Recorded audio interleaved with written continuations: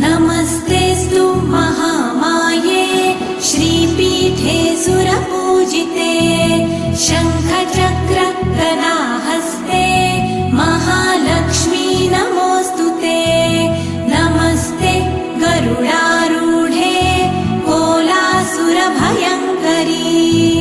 सर्वपाप हरे देवी महालक्ष्मी नमोऽस्तुते।